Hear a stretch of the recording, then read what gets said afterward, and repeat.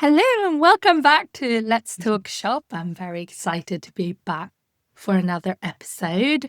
And this is another guest episode. If you're watching on YouTube, you probably understood that already. This is Onneke, who has an amazing brand. She has really distinct style and it's very seaside focused, which is really lovely, but a really modern take on it. So I think it can work in homes that are both by the sea and not by the sea. So welcome to the podcast. Thank you so much. Thank you. It's very nice to be here. Could you maybe do a little intro to yourself and your brand? Yes, definitely. So my name's Onneke and I'm from the Netherlands originally, but I've lived in the UK for about maybe 25 years. And my brand is all about the outdoors. It started very much with being a coastal inspired brand. And I think slowly it's gone a little bit coastal and nature. And I'm basically an illustrator. And so I make illustrations and they are very colorful, very bright, but I try to make them kind of a mix of contemporary and timeless. And I was, first of all, when I started, inspired by the old English railway posters. And I wanted to make something that was like a modern version of the railway poster. I live in Sussex and I started with a collection of local illustrations and put them on greeting cards, on prints and on other different products. And they started to sell really well. And I got requests from shops to stock the cards, stock the prints.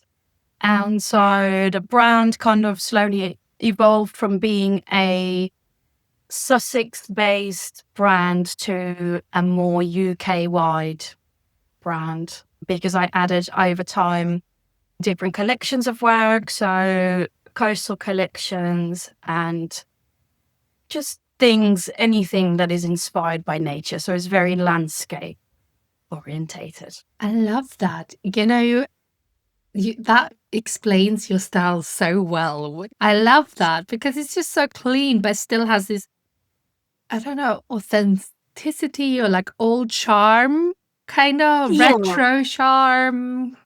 I kind of want it to be. So I guess color-wise, I use a lot of colors that you don't really maybe see as such in the landscape. Like I'm very much known to use like pinky colors, peachy and lilac-y and that kind of color palette. And it's maybe not necessarily what you would associate with the landscape. But I think the idea is that people still somehow find a connection with it. And they seem to do that. So that's really lovely. I love that.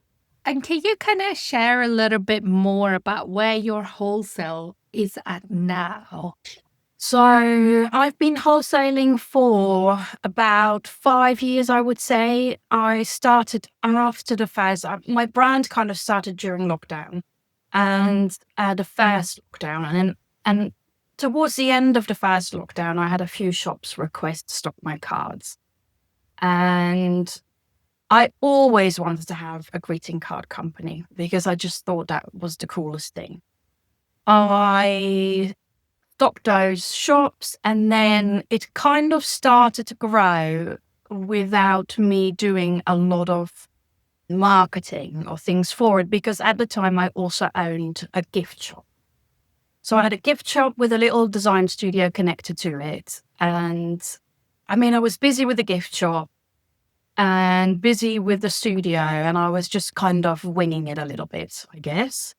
So it grew kind of over time, but I went from maybe having 10 shops in the first year to having 20 shops and kind of kept going and I did really enjoy it. And I did keep thinking from the very beginning, like that maybe it had potential to be a bigger brand. And at the moment, we have about 350 shops that we stock. So and amazing. It's all over it's lovely.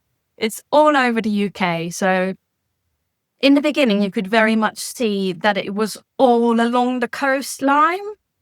And because I did start out as a coastal brand, and I had this idea that because the UK is an island, there is a lot of coastline. And then slowly it started to kind of fill in, and I went more inland. And the thing that I really like is that I also sell a lot on the islands. So on the Isle of Mull and all the islands kind of around Scotland, and then to the Isle of Wight. And so all the kind of faraway places, as well as, in, bigger cities.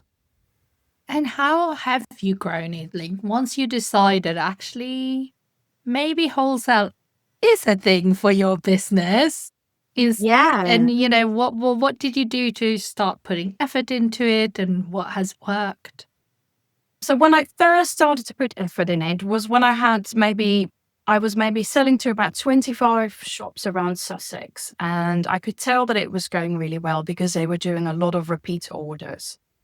And I thought maybe I should design something that isn't Sussex based, but is more like a UK coastal collection. So I came up with this collection of cards and I named it Vitamin C. And Vitamin C was all about things we do like on coastal days when we go to the coast, days at the seaside. So it was things like sea swimming and paddle boarding, which were obviously very popular designs. And then also things like bird spotting and cliff walking and beach combing. And I started to try and promote it. But in all honesty, I didn't have a lot of time because I had my gift shop and I was selling online. And I think my attention was kind of going everywhere. And I also had my mum, who was very ill back in the Netherlands. So I was kind of trying to look after her and doing all the things. And then it still kind of kept growing. I got onto Fair, and it wasn't doing that much on Fair to begin with. But, I would have maybe 1 or 2 orders a month. And those shops would then still reorder. And so I did all along feel that it had potential. Then I sadly lost my mum, and I got to the point where I was like, there's a little bit more time again for me to really look at this, which is when I found you, and we had our time working together, which was a really good way to focus and also to see that it could be done, that it wasn't like a really wild idea to have a greeting card company. And then, I would say from that point, it just kind of kicked off. I designed my collection of logbooks, which is it's a little notebook. There's 6 different ones. It's a little notebook, and I designed it so you could send it out as a card. So it comes with an envelope, it comes with a little card, and the weight sits just under the weight to send out with a letter stamp. And so it means that, with the cost of stamps going up and with greeting cards being quite expensive, it means that you can send something out that's a little bit more like a gifting thing, like a little letterbox gift. And they basically went really well. I think the price point, the thought of that they can go, under the letter weight, all of it just works, doesn't it? I think when we first came across each other, you had like 1 or something, and it was, or maybe you had 2. I was starting with the idea. I was just starting with the idea, and I knew, I started off with a wild swimming logbook, and I knew it worked. And then I guess because I was working with you and it was a time when I had the focus on the business, I was able to say, this is what I'm going to do. I'm going to develop it. I'm going to turn it into a collection. And Yeah, so there's 12 logbooks. Ah, And I think they changed the business very much because the cards are very popular and the cards get reordered a lot. But I think as a wholesale business, it's very nice to have something that's a little bit more than just a card. a little bit higher Uh, price point too. yeah, exactly. I mean, having a gift shop made me very aware of how hard it is to have an independent shop and how really important it is to have the price absolutely right. And so I've always tried to keep the keep the price low, but the quality of the product really high. And it's a difficult thing, obviously, because you're, balancing all the numbers. But I think with the logbooks, yeah, it really works. And Yeah. so that just changed everything because people started to order it. And then I got shortlisted for Gift of the Year. And there was a lot of attention on the brand all of a sudden. And so the orders just came in from I everywhere. love And that. Did you get a lot of people come to you because of the gift of the year? yeah, I would say so. I also did my first trade show just after I got shortlisted. And so that gave me a good influx of new shops. And yeah, it just grows. I think with wholesale, you need to get like a little bit of a momentum. And then once you have that and people see your work, your products in shops, I mean, it's what I used to do for my gift shop. I would go to a nice town somewhere and I would go around all the gift shops and go like, oh, this is nice. Like, who makes that? So yeah, you have to kind of build up that momentum a little bit, I guess. It's a tricky Uh, one because, like, before you get there, it can feel like a lot, really hard work. And then yeah, all it of a does. sudden, people start seeing Yeah, you in other places and yeah, it gets a yeah. little bit, I don't want to say easier because I don't think it's easy to run a business, but No, no, it gets more complex as well. Like as yeah, soon but as it you start to shifts. grow, It yeah, it changes. becomes a different thing. I think because I had the gift shop as well, I've closed it about maybe 6 weeks ago, So maybe exciting. Do you 4 weeks. feel I that that know. is something you managed to do because of your wholesale growing? Oh yeah, absolutely, absolutely. Because I mean, for a long time I wanted to close the gift shop because though it's very nice to have a shop and I loved it and I love my customers and I love doing the displays and the windows. It's also a lot of hard work and it's a very difficult time for small shops. So I don't know, it kind of feels a little bit like going to battle every day. And I was lucky that I had the other side of the business. And so I could always financially manage. So yeah, closing it, big deal. Yeah, it was something that I wanted to do for ages, as you know. And I was very cautious with it because I didn't want to ruin my studio Mm, by closing it too early. yeah.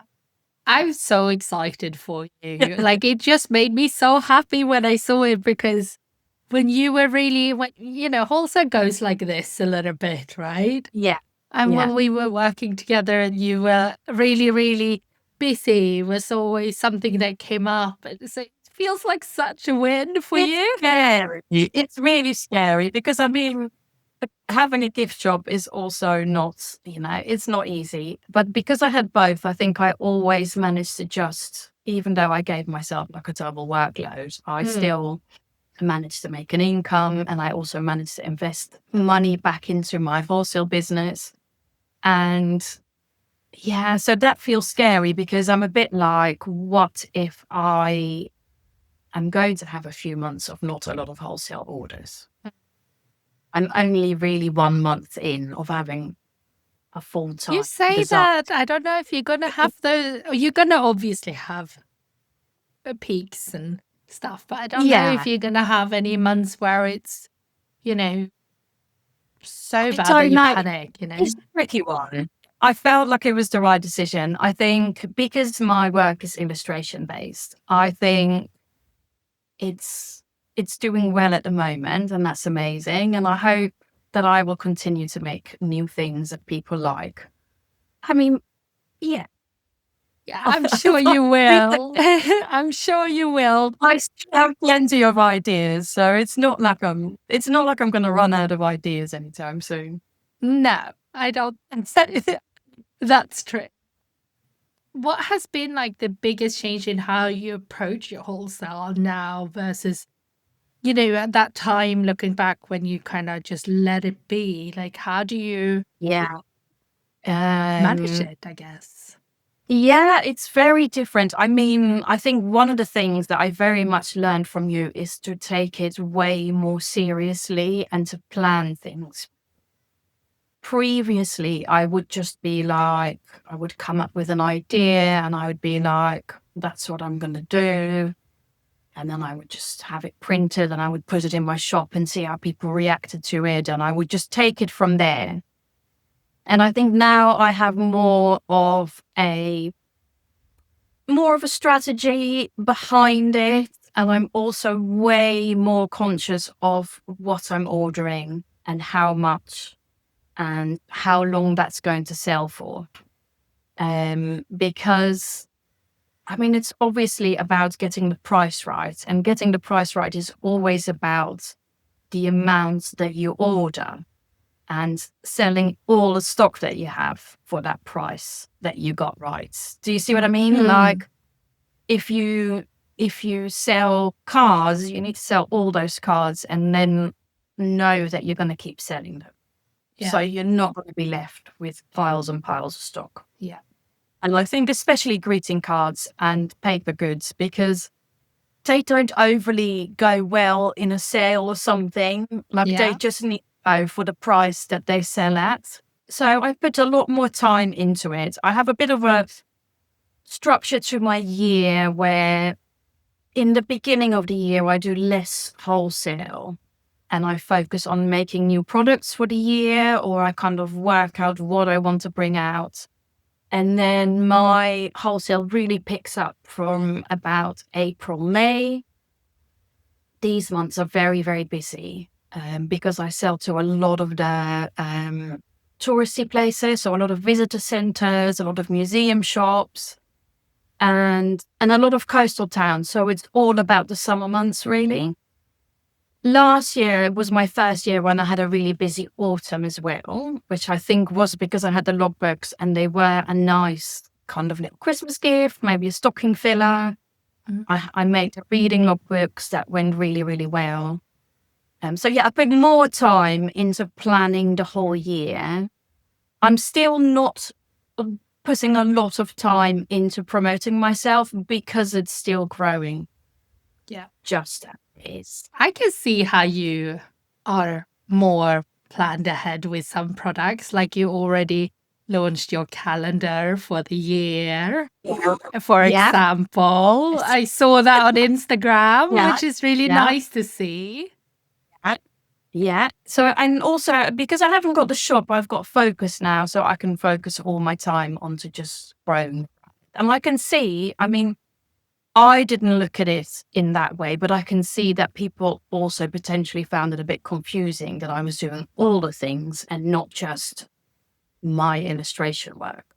So now I focus on the brand. I do like, I try to pitch to shops, not as much probably as I should be doing, but I will do that as soon as I hit a more quiet time.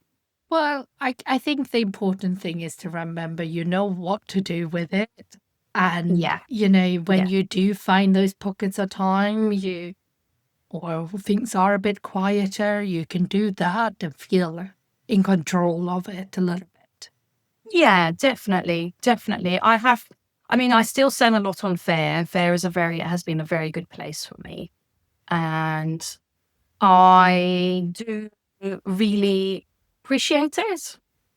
I also have my own wholesale website. and I do sell quite a bit on there as well. So I would say I maybe sell 2/3 on there and 1/3 on my own wholesale website.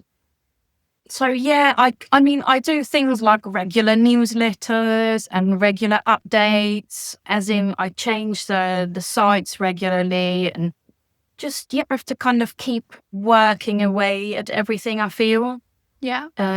in order to keep it fresh and to just keep it sitting in on the website correctly. I don't know. I feel like you just need to tinker on things a lot And in you order did for your them. first trade show. Do you feel like you have is that something you want to continue? How did you find it?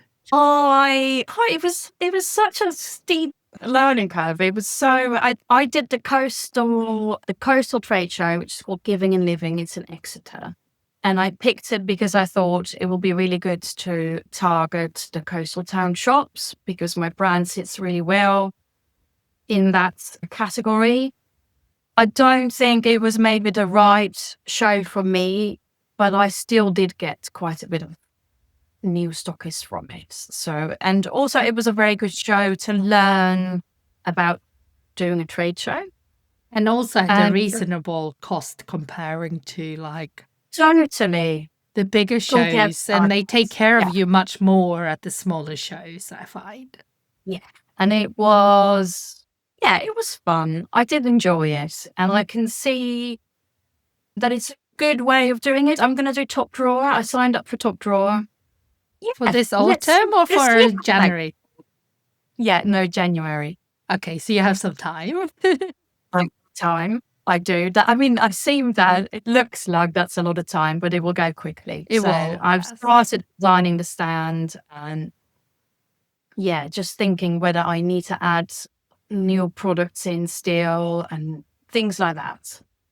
Yeah, maybe there's, I don't know, if even higher price points that you can do, judging from how the logbooks have done. I know, I did add this really lovely, a couple of really beautiful notebooks in, but they just don't do as well as the logbooks.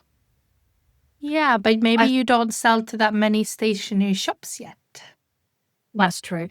I think the logbooks just kind of hits that spot with being a very new product.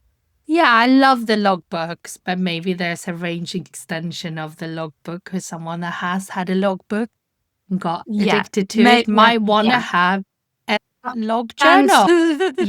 Yeah, we could do a fancier version of the logbook. I don't know. Yeah. I'm getting into my brain thinking now. My favorite auditories is a card order. I just love doing the cards. Yeah. The cards really, I mean, I don't know. I love the cards. And then there's card packs. Your cards could go very well as card packs. Yeah, definitely. Yeah.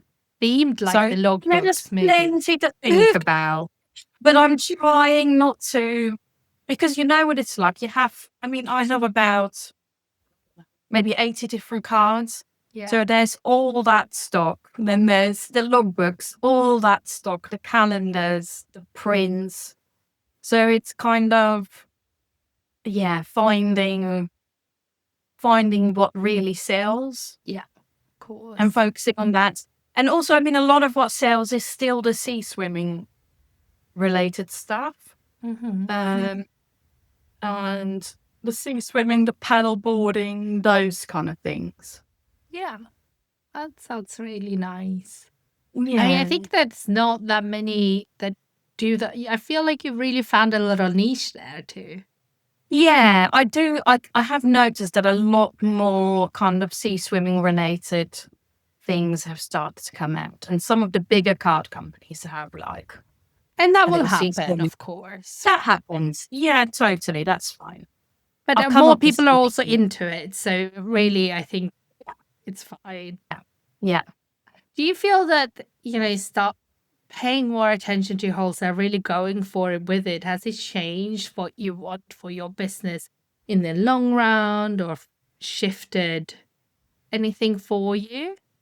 Yeah, definitely. I very much look at myself now as a wholesale business, even though that isn't my full income, because my studio where I am now is still open for people to come in. So I make an income from people coming in to buy the cards and the prints and the logbooks, and I sell them online on some different websites. And yeah, and then I do the wholesale. The wholesale is definitely a very important part of the business. And it's also something that I hope to grow further, because I do always have that. I think, oh yeah, right, we got to 350 stockists. Now it needs to go over 400. Yes. Then I'm always like raising the bar a little bit. I think that is what you need to do. Otherwise, it gets a bit boring, kind of. Yeah, you do. And it's like, it's great. For ages, I was sitting around, or, when it was 200 and it went up to 250, and I was like, oh, I want to have 300 stockists. And yeah, you just go.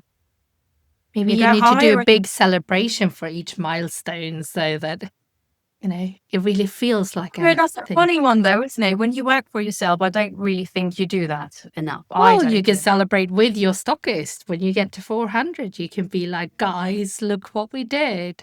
Celebration of some sort. Yeah, no, it's good. It's very good. And what advice would you give to someone who feels, unsure or stuck with their wholesale? I think what has always worked for me is to really work in collections of work. I used to work for a design agency in the States, and that was one of the things that I learned there. So it was all about, you don't make one illustration, you make a series of like a set. And so if you want to do like a print, it needs to have 2 or 3 or 4 prints, so people could pick the ones they like, maybe hang them together. I think if you sell wholesale, it's kind of the same thing. Like, you want to have a collection of cards that a stockist can pick from, and they will sit together, but they won't potentially buy the full collection. So you need to have that choice. So I have my vitamin C cards, and there's 12 cards. And often people will buy 4 cards, 6 cards, and sometimes you will have someone who buys the full collection. But I think working in collections is a very important one. I think finding something that people don't sell, something that's a little bit different. To me, it has to be like eco-friendly. I feel like, especially as a small brand, that's what we have to offer. That's like a non-negotiable for me. I think that, yeah, I mean, you need to work at it. And I think it's very doable, but you also need to be a little bit honest with yourself and see what isn't selling.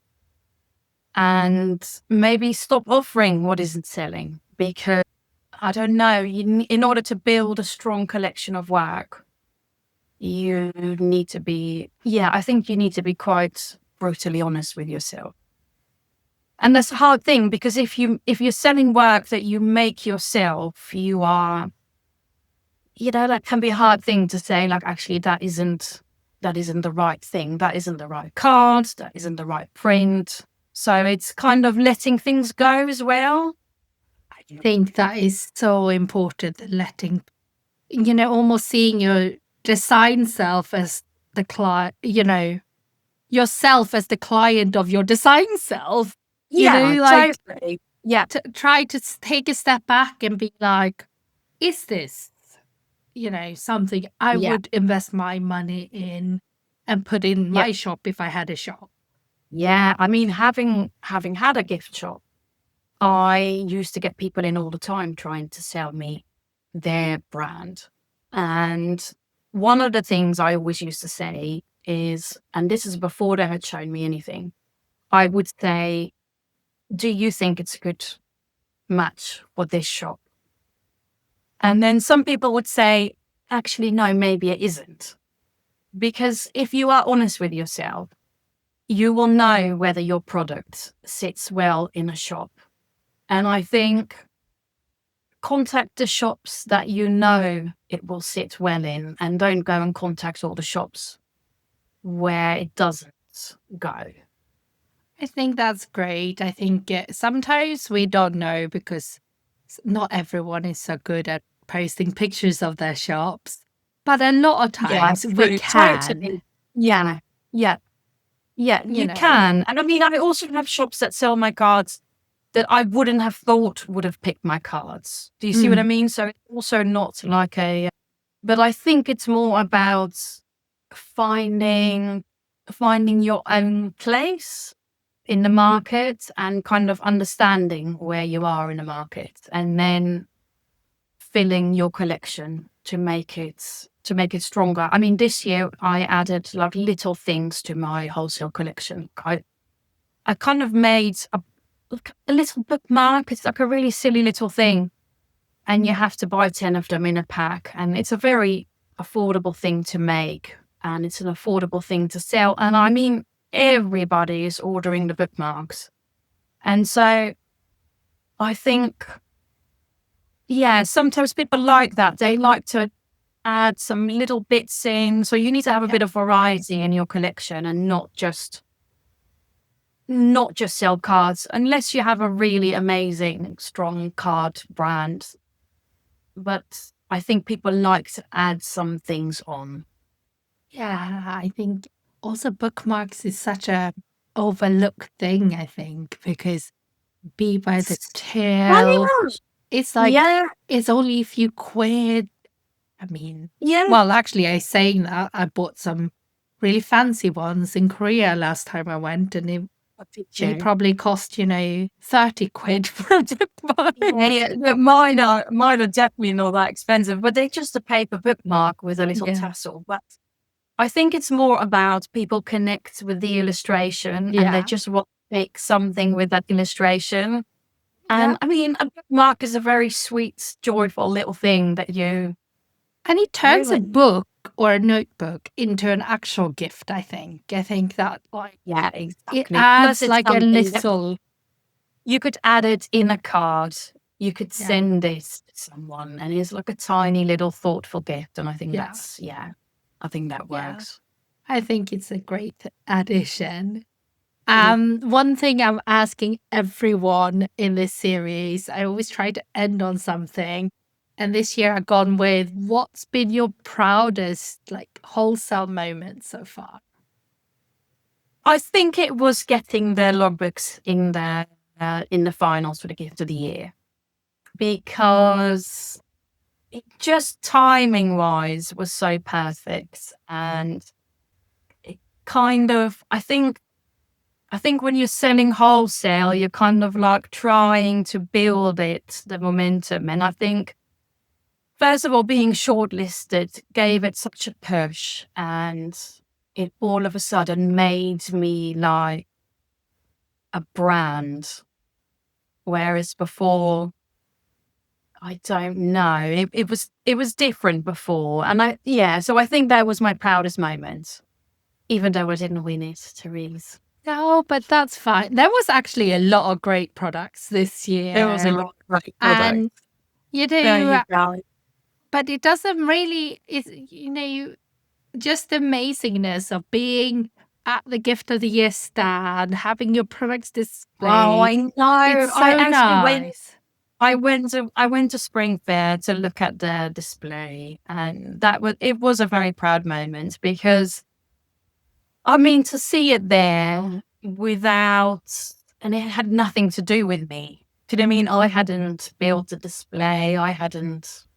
I just sent it in. It was there, and I kind of lurked around a little bit, and I could hear people talk about it, and it was lovely. Yeah, it was really nice. I just love that. By coincidence, I set up the gift of this year stand this year with them. I was just helping, and it's just so nice. Putting your stuff out, I had probably, a couple of handful of clients, all clients, Oh, students, that or was like something in it. And it was just, I'm so proud of you and like yeah, of well, everyone. thank It's just you. so I'm like, it nice. must be amazing to see it and to Yeah. be part of that. That's really cool. Yeah. Because I think it is such a moment to be recognized in your industry for something. Oh, I know. It was really like, yeah, I couldn't quite believe it. And I mean, I just loved being shortlisted because that gave me such a boost, I felt. And then when they were going to announce the finalists, I just wanted to be in the final because I just didn't want it to be over. I was Yeah. just like, it's going to stay on this wave like a little bit longer. Yeah. So Oh, yeah, that's definitely was my proudest moment. But I also love going into a shop and seeing my work. I mean, yes. I never tire of seeing it on Instagram, like shops posting something, and I go like, oh, Phil, I made that. That's Yeah. I yeah, mean, it's that's one. just so cool. It is. It's really nice. Yeah. Well, I think that's a really nice note to finish on. How can people buy from you, check out your work?